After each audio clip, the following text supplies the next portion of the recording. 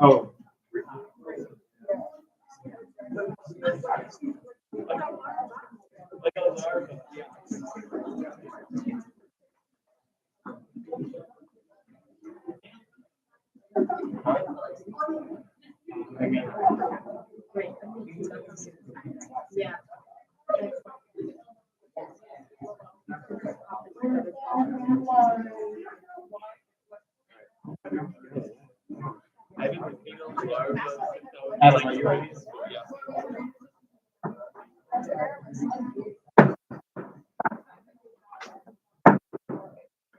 I call to order the February 7th meeting.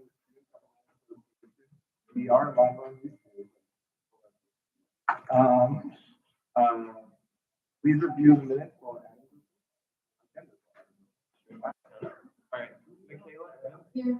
Keith Levin, Levi Extra, Caitlin, Nicholas Smith, Timothy Allen, Isabella Cattell, Haley King, Maggie Roberts, Constantino Douglas, Christopher Lavin, Eric Purdy, Ethan Haynes, Louis Black, Alexandria Valias, Daniel Lyons, Lucas Appel, John Jones, Dick Colombo, Sarah Harrison, Jeff Wyndham, Joseph Smith, Angela Hayes, Justin Wall. Are there any changes to the minutes? Seeing none, the minutes are approved. Now for friends support, Larry Lessing.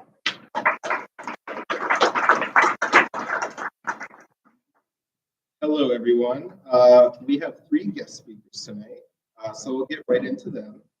First, our first guest speaker is the chair of the Student Affairs Committee, Oliver Zeff, to come and discuss the committee in charge. So please welcome up Oliver.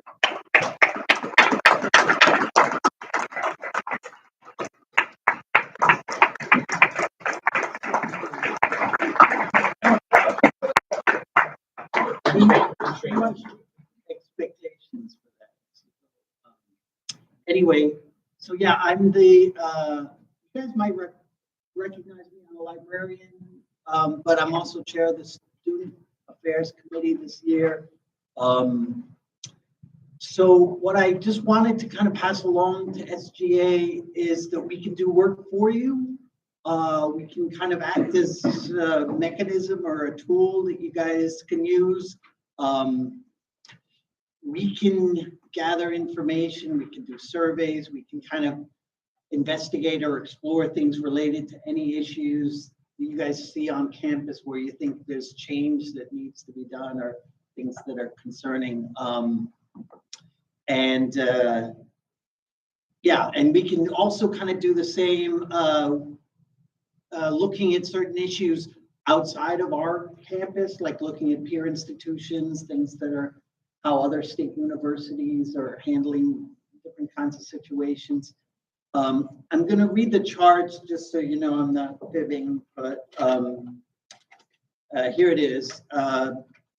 This is from the MSCA contract, the faculty and the librarians contract, which kind of created this committee. After receiving from the All University Committee any recommendations submitted by any member of the university community, the Student Affairs Committee shall from time to time prepare and transmit to the Vice President, Student Services, reports and recommendations with respect to the following: needs of the student population to be served, student activities, student participation in the cultural and social activities at the university. And it also says here that the committee shall make studies of the practices, policies, and trends related to student life at other institutions of higher education in the Commonwealth or even in the nation. So we can do all that kind of work. And what I was thinking, the one part I'm not really certain about is how the AUC, the All University Committee, works into that. And whether we kind of, I mean, if it comes to them, maybe I just check with them and say, hey, this SGA wants us to look into this or that or whatever. I can do that. But yeah, so I just want you guys to kind of keep this in mind, and or if somebody has something now that they can think of, but just as you're having your discussions on different things that are going on campus, you know, keep us in mind. Say, hey, why don't we put the Student Affairs Committee on this? I think there's some members, some SGA members who are also members of the Student Affairs Committee. I'll maybe add one caveat. So don't think that I'm looking for work that you guys are going to do.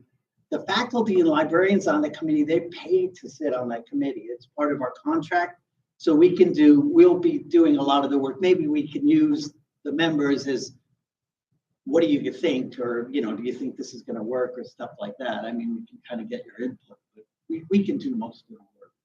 So don't feel like you're going to submit, like recommend something here and then end up doing the work. Okay, so any questions or anything that maybe people could think of right now? Again, I don't want you to kind of torture yourself trying to think of something now, but yeah. Are there any comments, questions? Yeah. So two things. I know. I think looking more at like that's kind of something we've seen. Haven't been really engaged. A lot, and like we're trying to work out a community challenge to get some community availability on campus again. And then I think like because I was the chair of the student affairs committee last year and the year before that, and I think like a lot of the confusion for me was that it seemed as though it's only policy. So like it would have to be an actual policy that went to student affairs committee, and I was never sure about that. So I think that was something that you would have for it to go through the governance process. It would need to go to agency of the policy first, the student affairs committee. But I wasn't sure how. Yeah, I think if you're right, if there are going to be policies, like a policy related to commuters, commuting students, yeah, it would have to go through them. And so maybe what we can do is kind of the background, the legwork, the research into any kind of policy to be recommended. So we can do that according to what I'm seeing from the contract, which actually is not. It's just a couple of paragraphs, so they don't really give you the full story. So commuters, creating a lounge, different ways to kind of get them involved on campus, stuff like that. Yeah. We're also additional common on campus. I'm not sure that the student affairs committee or committee, but just to have more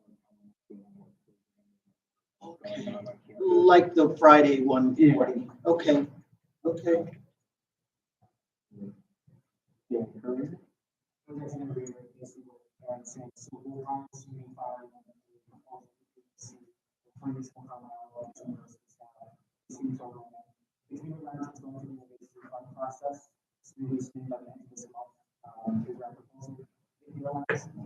So certainly I would student affairs is about an update that we're discussing as the policy engagement, whether that be through the budgeting process, there's been additional requests for this person or if they're taking another practice next year for fewer so that's what can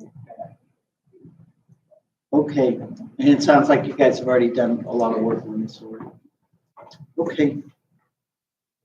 Any further? Caitlin Egan? There was something that a lot of people were talking about. Other universities are very interesting. Another is like another university, the students sort of that for what they were like. It was suggested that there are forms on the university that are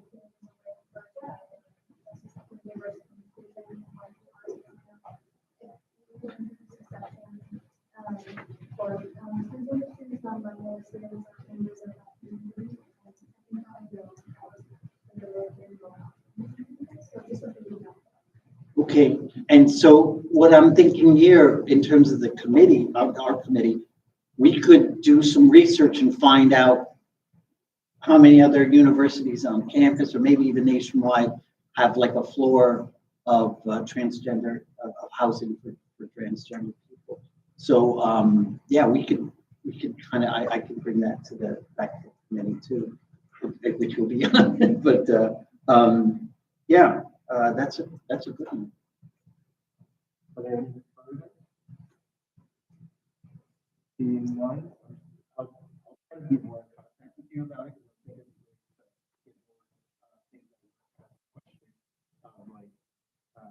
Talking about exploring more too, because I'm sure at the moment we can't do Okay. in the future. Yeah, that sounds great. And again, just, gathering info, talking to, we can use this for that. And then the policy will go through ACC. Yeah. Okay. All right. Thanks, everyone. All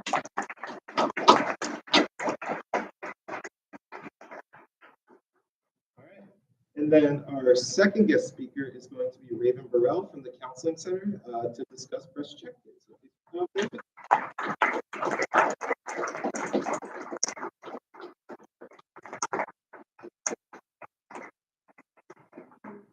Everyone. Really cool to see how this is run. I'm Raven from the Counseling Center. I'm an outreach So I will be running Fresh Check Day this year, which I have inherited, and several of you probably know more about Fresh Check Day than I do. I haven't experienced it yet. So for those who don't know what it is, it's an a campus-wide event on suicide prevention and mental health awareness. We'll have several booths set up throughout Ely, and it really depends on volunteers. So it's student run with all the student volunteers that we're going to get, hopefully. We really kind of depend on that like peer-to-peer interaction for the event. So I recently sent out an email looking for volunteers. I don't know. Yeah. Okay, great. So you've seen it. In the email, there is a link to sign up. So you click on the link and it asks you for some information. And if you're a part of any clubs or teams on campus, you can put that information in, and that will like help us decide what booth we assign you to. So we will be assigning booths this year, and there will be 3 training dates that you can choose from. So you choose 1 training date out of 3. If you do sign up to volunteer, that's required for the event. And let's see, Alexandria Malios will be the STA representative on our committee, our planning committee. So thank you for that. And I think that's it. I just kind of wanted to make contact so you can all see my face and let you know that we're having the event. I'd like to take any questions if you've got questions. Yeah. Are there any comments for Raven? Hi, thank you for coming down. You said there's going to be booths at the event. I was just wondering if there could be a booth for LGBT suicide rates and to raise awareness about that, because there was actually a student that went to my high school over the weekend that committed suicide who was of the LGBT community. So I was wondering if we could raise awareness on that, because suicide rates among that group is very, very high. Yeah, thank you for that. Yeah, I'm really sorry to hear that. Yes, there is a booth. There's a booth designed specifically for the LGBTQ community, and we will be posting that. Any further? None. Thank you. Okay.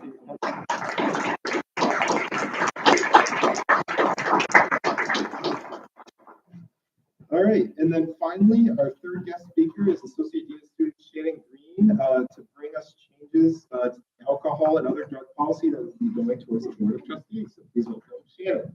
Yeah. Thank you.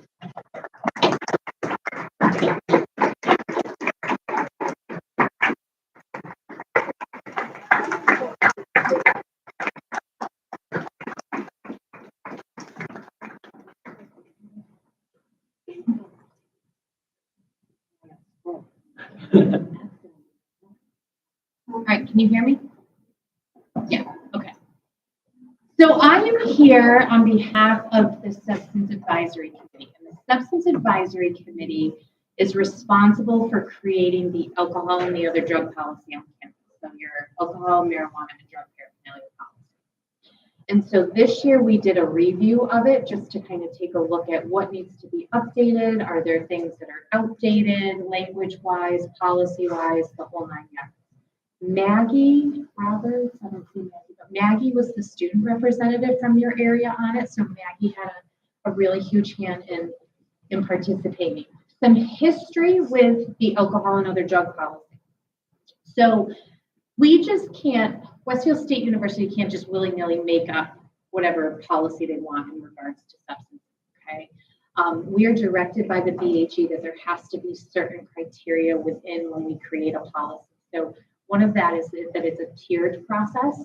So if you've ever been in my office or know people who have been in my office, they'll always hear me talk about, okay, this is your first level alcohol policy violation. So this is what it's looking like. And if it's a second violation, then you could be subject to this, right? And if it's a third, this, and if it's a fourth, you're probably not here with us anymore, okay? And the reason for that is mostly because we want to make sure if you get to a third or a fourth level, that we're getting you some interventions in education, because most of the time when I see students with that, there's usually some sort of significant substance use problem, and we obviously want them to take care of themselves rather than one not. So we didn't necessarily make any huge changes to the policy. So the policy itself doesn't have any drastic changes. We did take some things out because we felt as though we were repetitive and kind of talking to you all and putting things in for you all that it just was, it was overkill at some point. So I'll go through it. I think it's 14 pages. Bear with me. I know I always bring the fun stuff when I have to talk to you guys. I never get the fun stuff. Nothing on the first page. We changed proscriptions to prohibition. Because that's what's apparently the updated terminology. On number 6, where it says possession or use of kegs, punch bowls, beer balls, I don't even know if you can purchase beer balls anymore. Have you all ever heard of those? Yeah, you've heard of them? Oh my gosh. It's a ball, basically. It's a keg, but it's a ball. Looks like a disco ball, basically. Looks like. But those just aren't things that you have access to really anymore. A lot of your liquor stores don't have them. It's just not a thing. Punch bowls, we did, it's kind of 1980s-ish, right? I don't know if y'all have your punch bowl, right? Daniel's laughing at me, knows what I'm talking about, those movies with the plastic punch set. So we just kind of took out some language that was just not relevant to us anymore. In number 8, we added in, for each resident student of legal drinking age living in a university apartment, we added suite, because we did make that change this year, where if you are living in University Hall and you're all 21 years old, that you will be able to consume and have alcohol. In years past, that hasn't been the case, so we wanted to make sure that that was updated. I don't foresee a change in that happening in the near future, so we wanted to make sure that that was added in. 9, again, we added suite. Maggie's commentary was when you actually do the equivalence out for the alcohol, you're allowed a lot of alcohol, which that causes you to hyperventilate. I care of my safety and risk planning, so I panic. But there's not much change to that. Questions so far? Yeah. And I can, at the end of this, everyone, Aaron has it and Adam has it, so we can send it out to you individually as senators, so you can actually take a fine-tooth comb and review it and send me any proposed changes. I'm going to it too fast, okay? All of these are basically within the law, right? You got to be 21, blah, blah, blah, blah, blah. Enforcement. So do you all know what the alcohol policy is for first level? First level is that 10-100. So it's 10 hours of participation in a community event or project, $100 fee, which gets assessed for 2 substance education courses that we have students take. And those substance ed courses aren't AA, right, or Marijuana Anonymous. It's not that you have an issue or a problem, but it's about reconnecting you and redirecting you into better resources and better use if you're choosing to participate in those actions, right? Because again, safety is the primary concern. You're walking across that stage in 4 or 5 years. We did change the community service piece. I kind of tweaked that a little bit this year. I've used my discretion. Rather than have students complete 10 hours of community service, it was very difficult for our students to find, first of all, opportunities that would afford them 10 hours. And I don't like to give offices free labor. I'll be quite honest with you on that. I don't think that that's a good use of our time, and I don't think it teaches you anything, and it's not the goal for me. So selfishly, what I've asked is that students participate in 10 student activities on campus, because my mind is I want you connected into the community in positive ways. And so if you're attending or participating or assisting in those things, that's a little bit better. I've had some students, and I've said that they can come to student government meetings, because again, they're coming, they're hearing information, they might be taking something away that they wouldn't necessarily have access to for certain things. But then if they want to do a project, they're more than welcome to do a project if they're connected to it or have something to do. So pretty creative in what we're able to do with that. So that's your first time. Your second time is a loss of housing, and your third offense would be a suspension, and then 4 on your college career is your review. Get down to drug paraphernalia. Drug paraphernalia is the same policy as the alcohol. Marijuana is the same. Still under federal law, we cannot have it, use it, consume it, do anything with it on our property, even if you have a medical card. So it's still against college policy, regardless of what the state of Massachusetts says, because we receive federal financial aid and we don't want the feds to take that away from you. This was just, because again, it's all grammatical, everyone. So see more than 4 alcohol or marijuana violations of any combination. I just put over the course of the year. The part where it says University Hall policy, smoke and tobacco and marijuana free policy, you're going to see that down below a little bit. We say smoke free, tobacco free, and marijuana free. We're free. It's a little excessive. So we just kind of combined it and took out the language. As we get down into possession with intent to sell or distribute, we took out section applies to all drugs, including marijuana and prescription drugs. The last time that this was taken a look at is when the laws changed around marijuana in the state of Massachusetts. So when the group kind of took a look at that, it was very marijuana heavy. And I think we've moved past that at this point. Like, if it's a drug, it's a drug.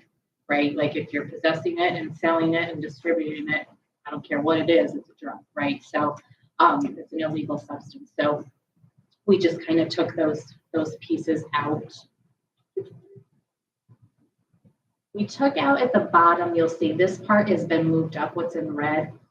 Prescription pills used to be its own separate piece. And we just felt, again, we're repeating some of the same behaviors, because if you're selling or distributing cocaine, it's the same outcome as if you're selling or distributing your prescription.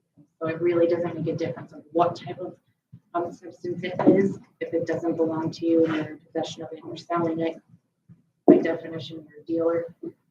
I know that's hard sometimes for my students when I have to talk with them. So we just combined that piece in there. You'll see, again, we took out free.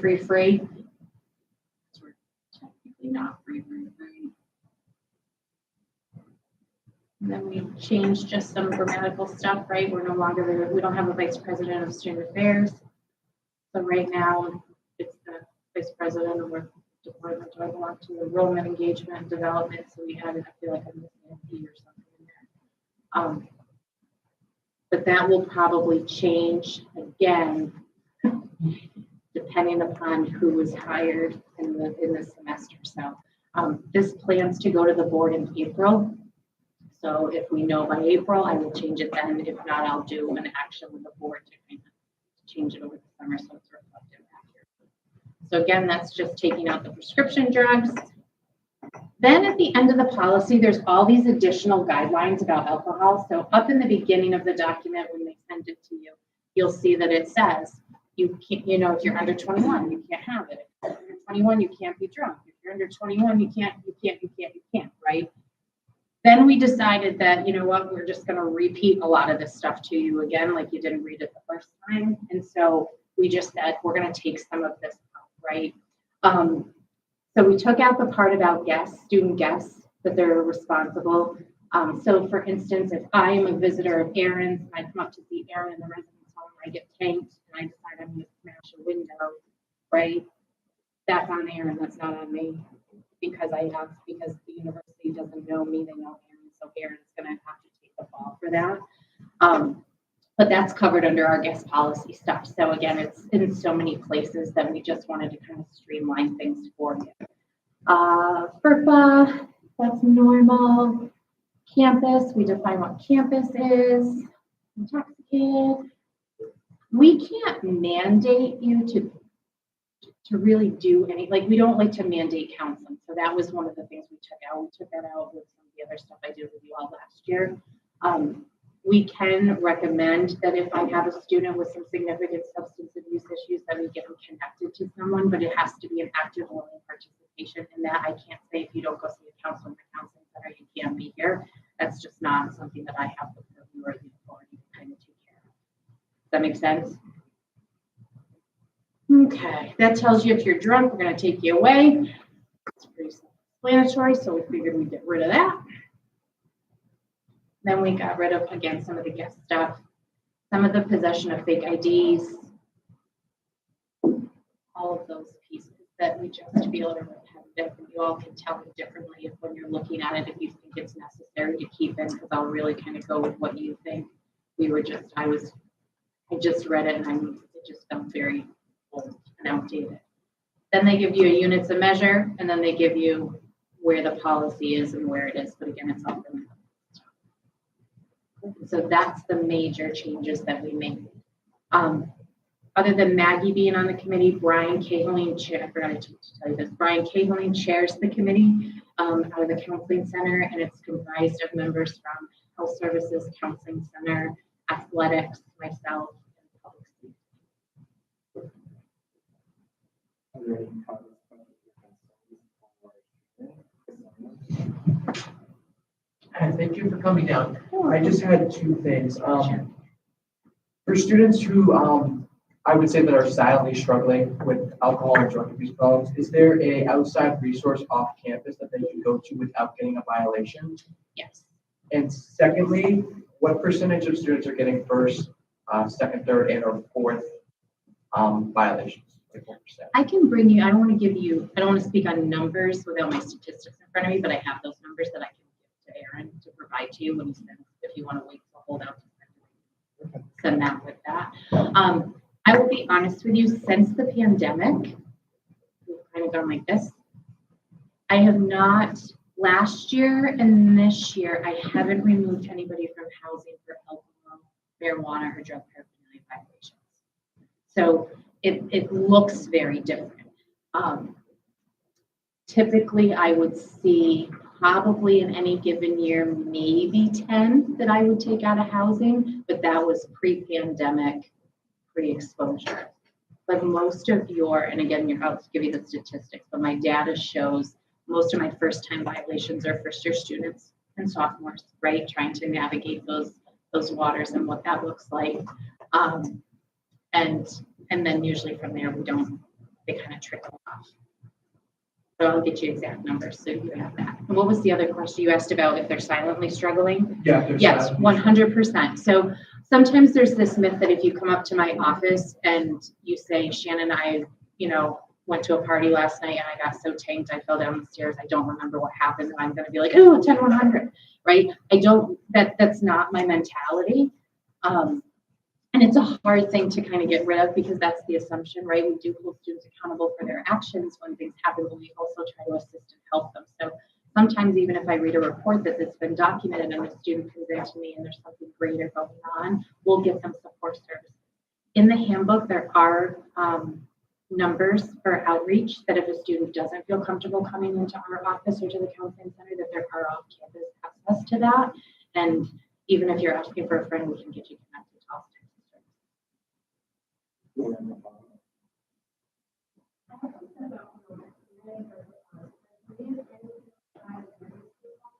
Yeah, so that amnesty policy that you all approved last semester, that is going to be incorporated right in the very beginning of the narrative.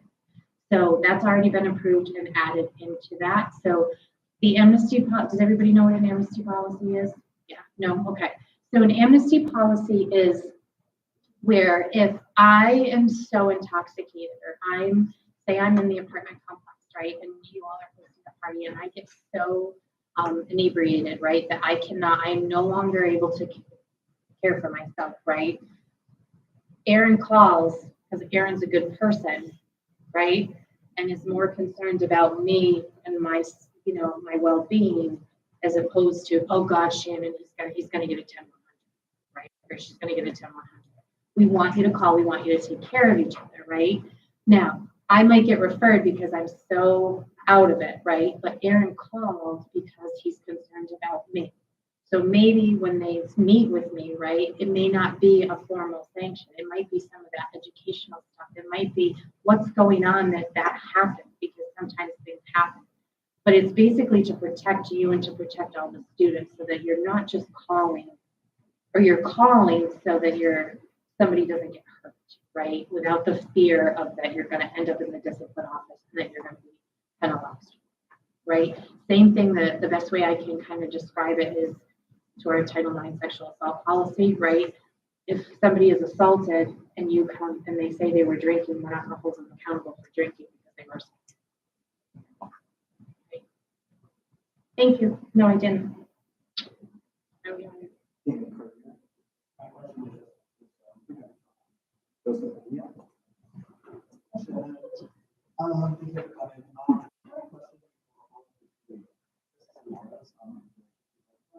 What is the amnesty policy fall between the lines of and then like obviously like repeated alcohol use and that atmosphere and all those things, and there may be like reactive fear of like trying to see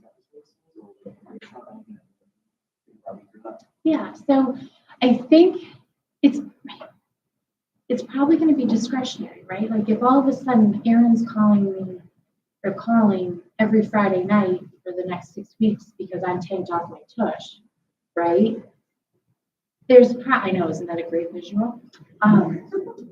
There's definitely different interventions that are going to happen, right? Not everything. At that point, we're looking more from a case management perspective, a mental health perspective. I'm taking a walk with them somewhere. It's not your standard discipline. And it's easy for me to stand up here and say that because I do it every day and I can tell the difference between I have a student who something's wrong, right? Versus I just snuck my 6-pack in with beer and Aaron's calling on me because I'm a roommate and there's alcohol in my apartment and I don't want to get in trouble, right? So I think it's going to have to be case by case as to how we determine that. But the goal is that the ultimate goal in any of our behavior, any of our disciplines, especially this stuff, right, is to get you help and assistance. And if that means that instead of, because the traditional sanctions aren't working, then I'm going to walk you to the counseling center, or I'm going to walk you to Father Savage or something. That's the role that they need to play. And that's what we'll do. I don't think it means that. What's it called? Yeah.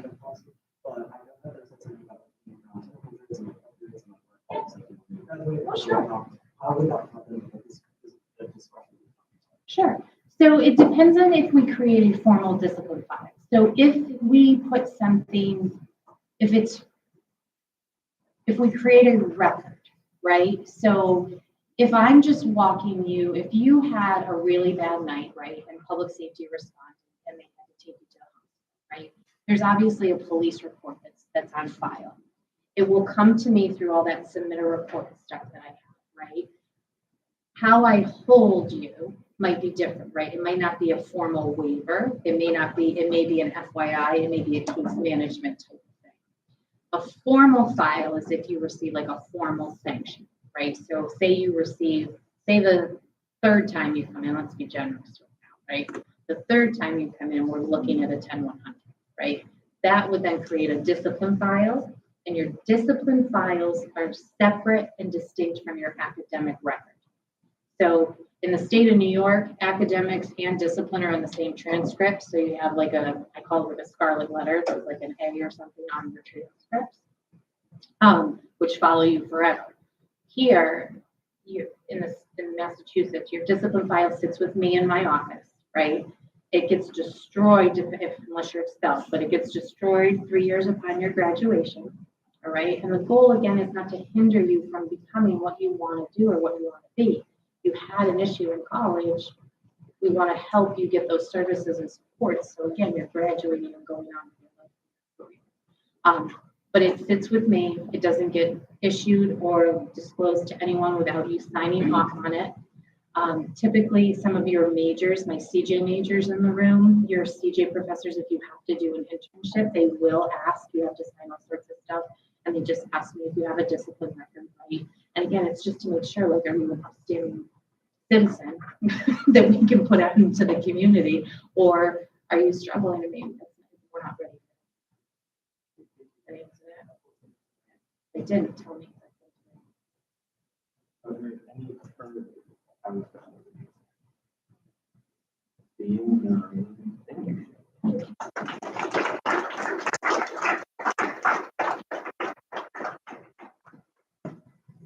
All right, so just a few updates from me. Chloe and I met with President Thompson on Friday. We discussed several things, including refugees coming to campus, which Vice President Forster will be coming down on the February 21st to talk about. And she mentioned to both of us that she wanted only individuals with children to be coming to campus. So I know they're still working on the details of that, but that's what happens. We also discussed updates around commencement, senior week, the consultants for health services and counseling center, but she has not received an update from the consultants for that. As Dan struggles.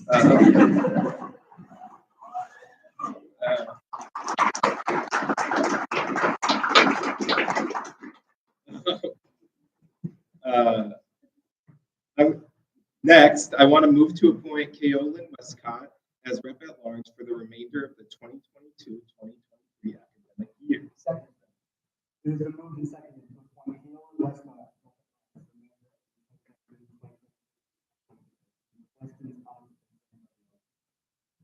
Seeing none, all in favor? Aye. Abstentions? Nays? Motion carries.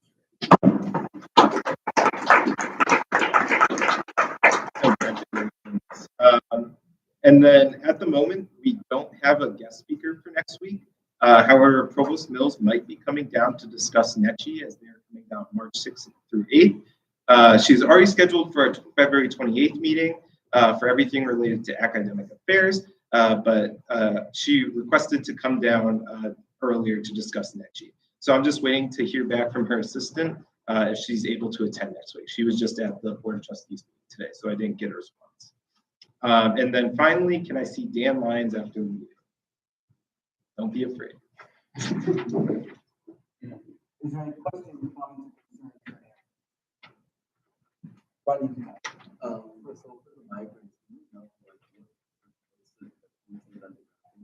So yeah, so it's really, I'm not too sure specifically, but I've talked to Maggie about it. She said that it could be families or people from Ukraine, people that Governor Ron DeSantis sent up from Florida, or it could be, oh my gosh, there's one more group of people that I can't, I'm sorry.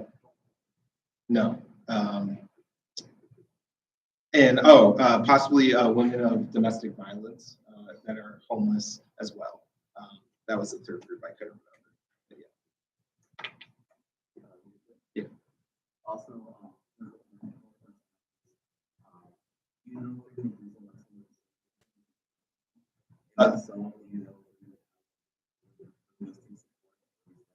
yeah, so at the moment, they're supposed to be coming with social workers, and the building that they would be in is supposed to have 24/7 security.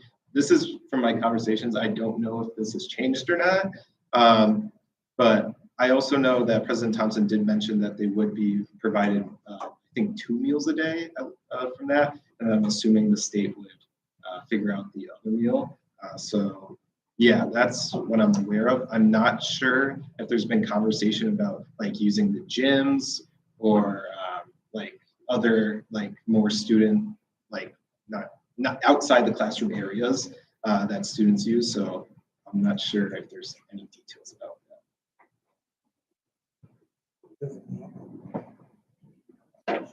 Yes. So, first one, do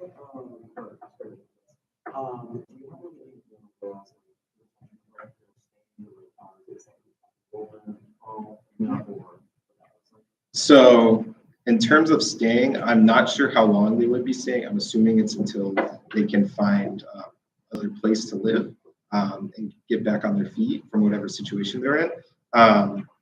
And then, oh my gosh, I don't think it's going to affect enrollment in terms of like not accepting people because we're afraid we'll have too many students living on campus because we already have a building off that's not being used because there wasn't enough residential students.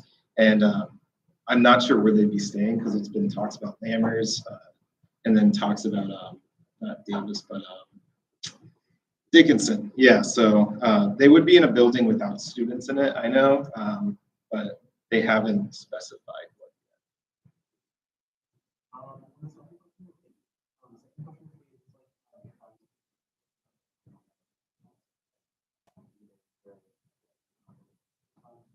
Yeah, I know the state is paying the university for them to live on campus. It's not just like them telling us to do this. So I know we'd be getting money from that. I'm not sure. Well, I think, yeah, then they haven't like finalized what's happening yet. So I think Dan would probably be better suited when he comes down on February 21st.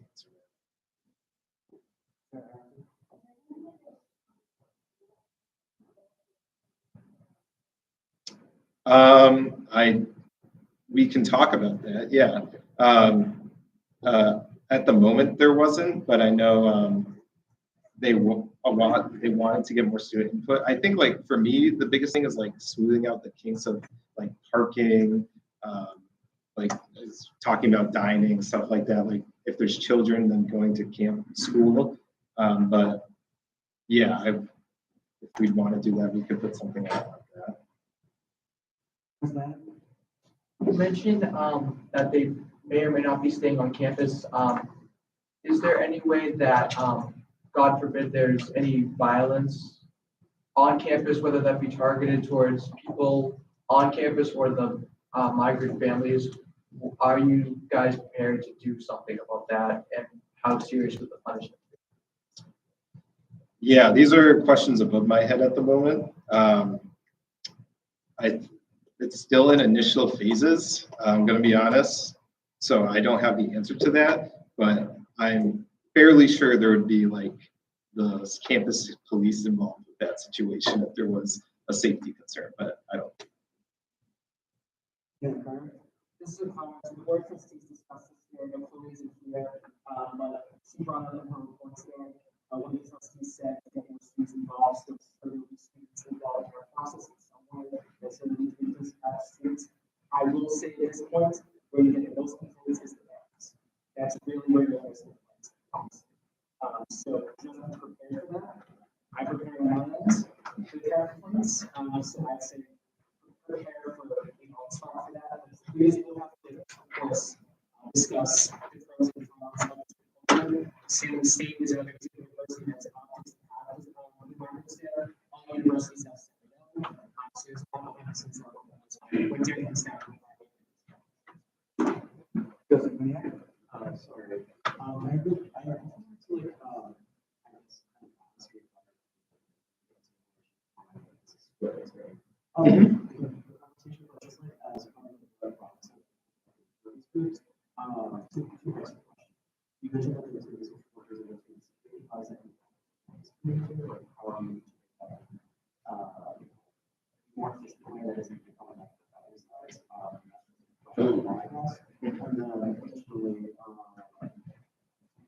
as part of the cultural activation, how are you going to make sure that the student body is being respected? And how are we going to I know that you've been creative community discussion.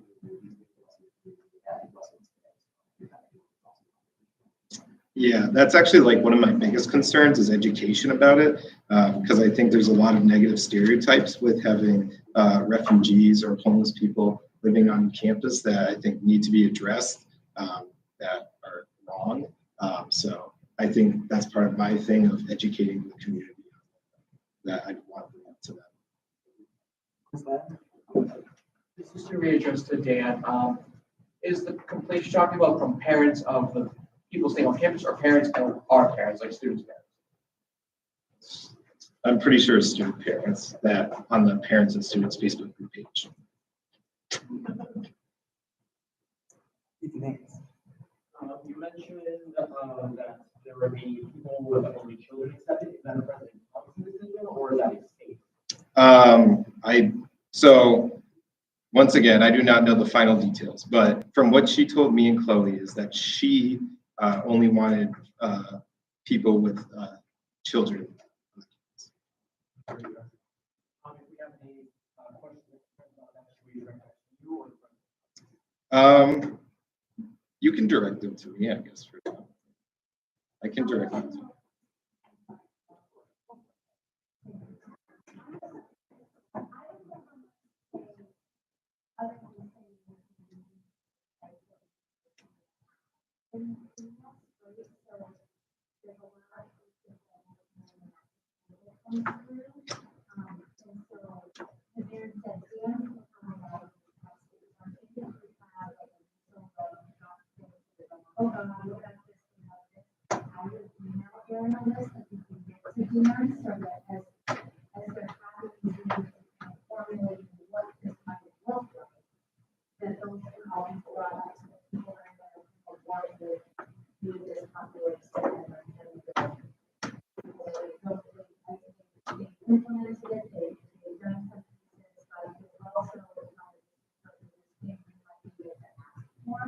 As an institution, right, so the education, you know, security, whatever, right? But then whatever questions you have to have, but not to people that actually want to hear it, because it comes to people that have a whole lot of, anything that, you know, not sure if it's Sarah.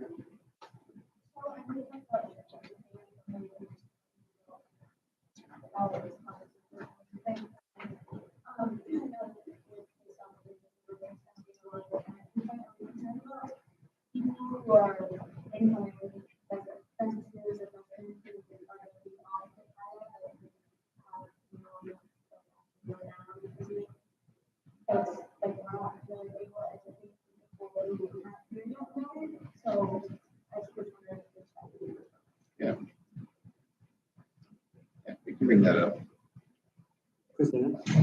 I just wanted to know if, what Sarah said with the enrollment for 2023, if this does continue into the fall and into the winter, how are we gonna, because students are gonna be concerned about, you know, other people coming into their space, how are we gonna handle like separate housing or making sure both parties feel comfortable, and not having, you know, the blend that could cause disruptions or violence or chaos? How would we address that if this does sprinkle into the fall? Yeah, so I know it honestly probably would continue into when students would be on campus if it was to happen. And personally, I know that like they want to keep them in a building separate from students, just because of security measures. And then I think students would be more comfortable with that, honestly. But I think these are great questions to bring up to Dan. I think that I just wanted to, but I don't think we have to solve it. I think it was, I think this is really great stuff and has possible opportunities. And for education, there's but also, I do want to say that you guys are going to be beyond that, beyond that. I think that this is really, really important. Thank you, Joseph. Is there any further questions?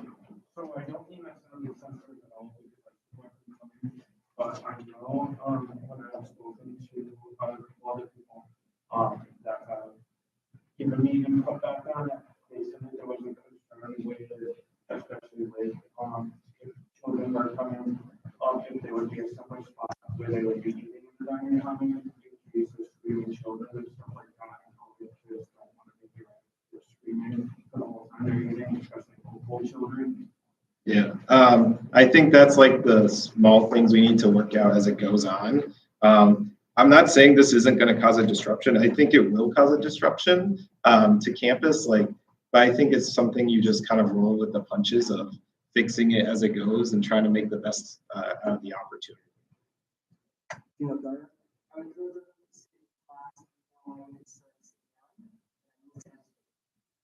All in favor to end debate? Aye. All in favor to end debate?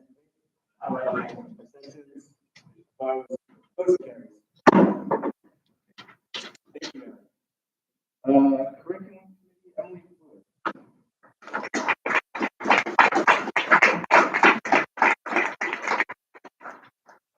So UCC, which is the University Curriculum Committee, met last Friday. We sent a lot of things from the education department. We sent it to AUC. We approved some course revisions for the practicum, corresponding courses in middle school, secondary school, and grades 5 through 12 English and history. Now that the university has updated their practicum policy, so they just had to change a couple of minor things in the courses that go with that. And then we also approved some small program revisions in the professional sequences for biology, grades 8 to 12, chemistry 8 to 12, English ed, general science, history, grades 5 to 12, math, grades 5 to 8 and 8 to 12, and then music education. And all of these were approved with either no revisions or just like grammar. Are there any comments, questions? Emily? Seeing none, thank you. Vice President report, student equity, Robin, you go.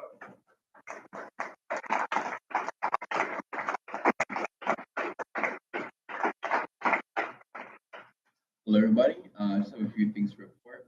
The first thing is I would like to let all of you know that last week's skill department finished setting up the Unity room, which is like the room right next to the club room.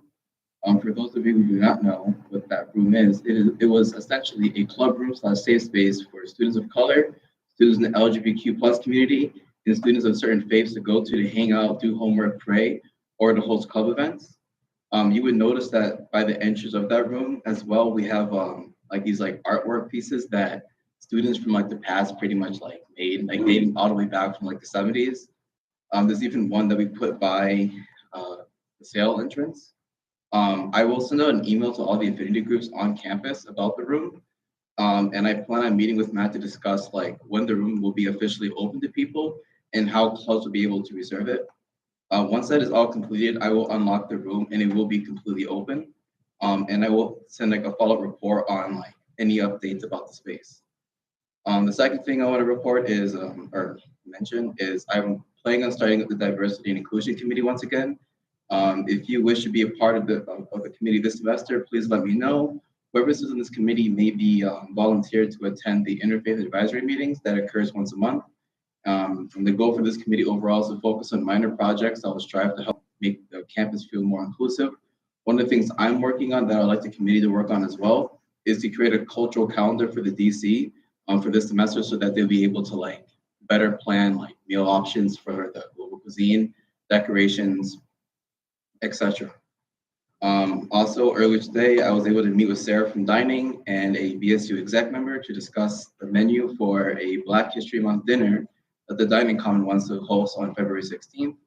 Some of the options we came up with might be seasoned fried chicken, baked macaroni and cheese, Guy and jollof fried rice, fried plantains, yams, Haitian griot, and more. What I've said is not official, but are ideas now. I don't want to say all this and then the teacher's is gonna do it. But no, they were very receptive. So for the most part, these are options that might be. But if you have any suggestions, please let me know, and I'll add it to our next meeting, which will be next week. And if you have any suggestions for what should be at the global cuisine station, please let me know as well. And the Dining Common will try their best to accommodate. For my final report, yesterday I met with Father Savage and his intern at the Interfaith Center, and we discussed plans for organizing another student leadership summit. There's currently not a specific theme at the moment, but we're still discussing it. But last year the theme was focused on the values of justice, equity, diversity, and inclusion. We did pick a date for the event, which is going to be April 15th, and we reserved the Owl's Nest for 9 a.m. to 3 p.m. More information will be conveyed as we get closer to the date, but if you would like to be a part of the planning behind the summit, please let me know. Also, for all the class presidents, can you please meet me after the meeting in regards to this? But that's all I have to report. I did not update my office hours up there, but feel free to reach out to me on Thursdays, 1 p.m. to 2 p.m. and Fridays, 1 p.m. to 3 p.m. and email me at bpequity.sga.ma.edu.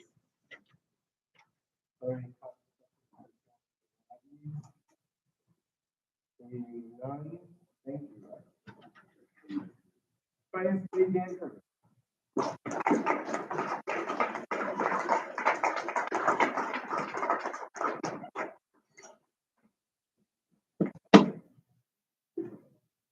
So help me God, that doesn't go up. All right. Okay, good evening. The Finance Committee met yesterday to review one finance proposal submitted on behalf of the Ski and Snowboarding Club. Now for my game show pitch. In accordance with the SGA Finance Bylaws, the Finance Committee has rendered an advisory opinion on this finance proposal. The sole power to accept, deny, table, or amend lies with all of you. Tonight, you will have the final say on this proposal. I will detail the finance proposal in full. We'll make a motion based on the Finance Committee's recommendation. I encourage you to ask questions and provide comments after making the motion. Now to the game show itself. Tonight, we will discuss finance proposal S23001, which was submitted on behalf of the Ski and Snowboarding Club, which currently has a balance of $1,168 in their club account. The Ski and Snowboarding Club has requested $447.50 to cover costs associated with a night skiing trip at Gemini Peak, as you can see here. The $447.50 covers three separate line items as follows. $22.50 to cover university van transportation at the current mileage rate of 45 cents per mile, which SGA can cover at 50%. $391 to cover half the cost of ski tickets for 23 students. The Ski and Snowboarding Club secured a group rate of $34 per person. Under our current finance bylaws, SGA may cover the full amount, which was over $700, but the club has opted to request that we cover 17 of those dollars of the ticket cost for each student, with the remaining $17 coming out of pocket from each student. Additionally, $34 to cover the ticket cost of one chaperone. Upon discussion, the Finance Committee believed that this finance proposal was within reason and represents a shared financing model that SGA is seeking from clubs and organizations. We did make one slight adjustment, however, in covering the cost of one guest for the chaperone based upon prior finance proposal precedent, thereby amending the total to $481.50. It is unknown at this time, however, whether the guest will be present. I expect an update soon, thus the Finance Committee wanted to leave the additional $34 as a contingent appropriation. By a vote of 3-0, the Finance Committee endorsed the proposal as amended, contingent on the guest's participation. In the event the guest does not participate, then SGA would only transfer the amount of $447.50.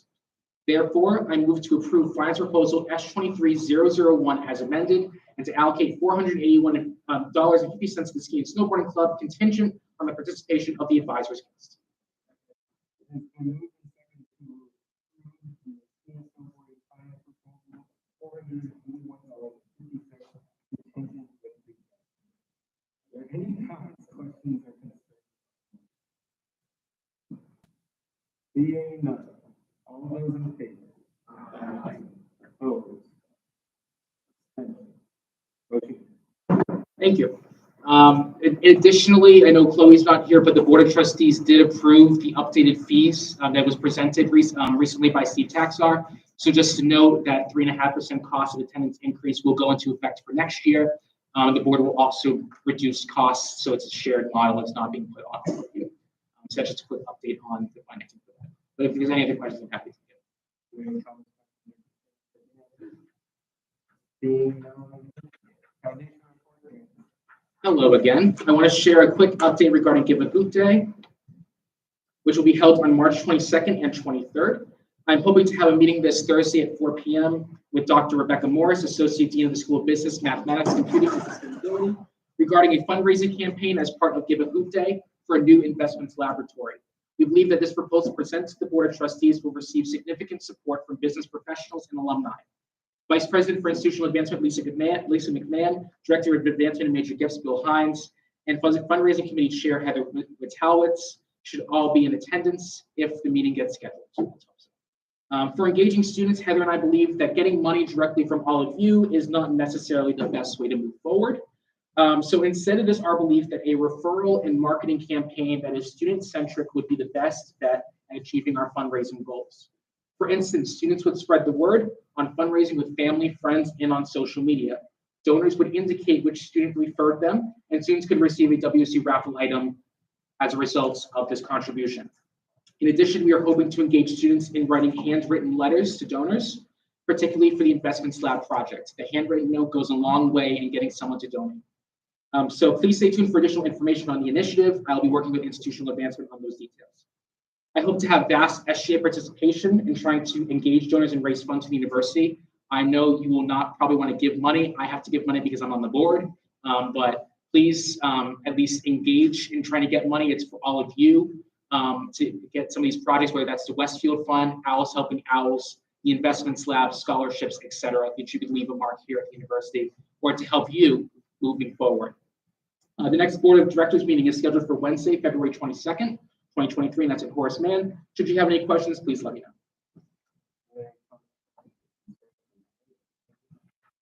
Quick question about the raffle. And you said someone as a student down there would get a raffle. That's the thinking at the moment. It hasn't been finalized. Okay. And who donated? Undecided at this point. Okay. Any further? Seeing none, thank you. Neighborhood Advisory Board, Elizabeth.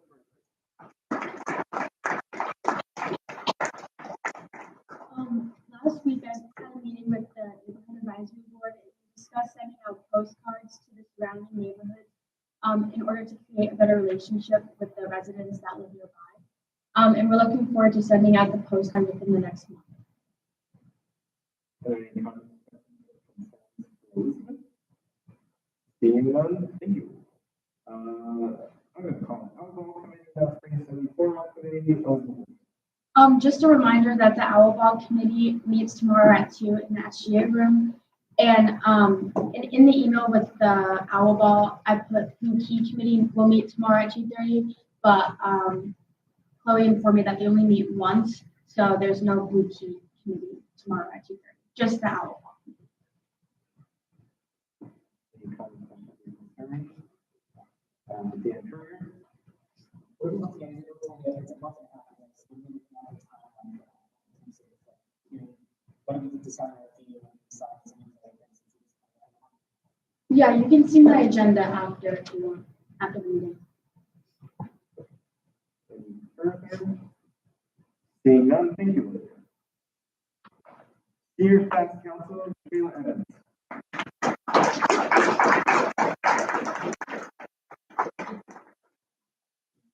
Hi, everyone. I hope you're doing well. The class of 2023 will be hosting the annual 100 Days to Commencement event this Thursday from 6 to 9 at the West River Brewing Company. There will be a shuttle running continuously in front of Scanlon to the venue. There will be appetizers provided, and the bar accepts cash or card, and dressy casual is encouraged. Make sure to RSVP through the link in your emails and on our Instagram. We also just started T-shirt sales this week. They will be sold on the university ticket website till February 28th. If you are interested in purchasing one, be sure to buy one through the link in emails and also in our Instagram bio.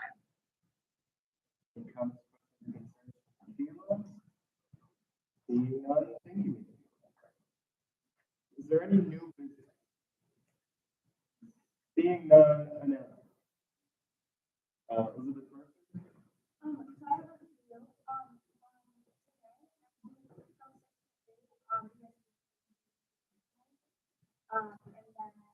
on February 7th, 7:30 to 9, there'll be a Valentine's Day decorations in the Alamos. And then sale in the division of Jedi in hospitality called Fall in the House on February 10th. Josephine. Hi, everyone. You may know that class 6 is public member, from 11 to 12, Tuesday. And we're taking that friends, whatever. We're also a little BDC with surprise. And additionally, health services collaborated with chemistry, fire tested, and always advertisers. Appointment.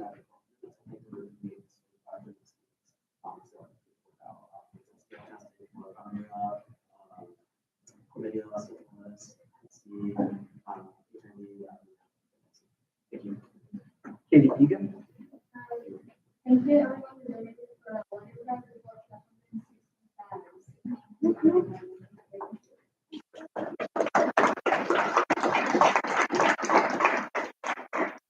Dan Curry. So acceptance students days are coming up on February 22nd. Mark that on your calendars. There's going to be a lot going on those days. So definitely go there.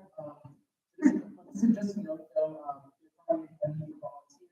Those are speakers and other companies on that day. We all offer them.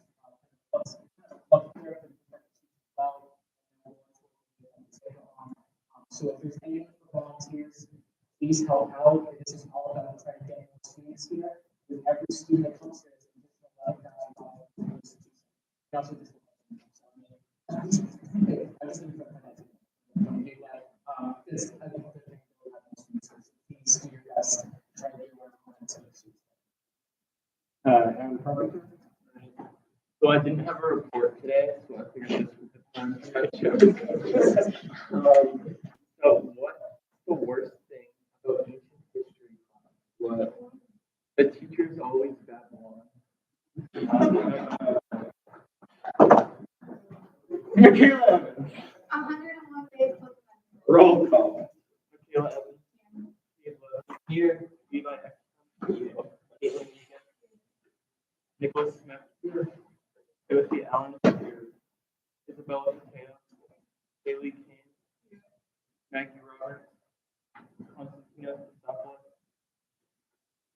Christopher Lana. Here. Eric Harding. Here. Ethan Haynes. Here. Louis Black. Here. Alexandria Malia. Daniel Lyon. Here. Lucas Attell. Scott Jones. Here. Nick Colombo. Here. Sarah Harrison. Jack Wyndham. Here. Joseph Denise. Here. Angela Hayes.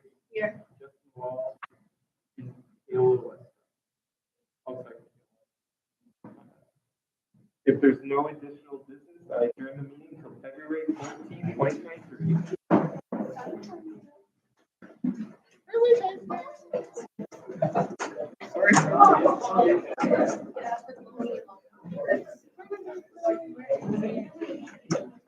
You did a good job. You did a good job. What'd you just say? What? I will. Okay, so last week I told you the promising budget would be. I was overruled. I saw the.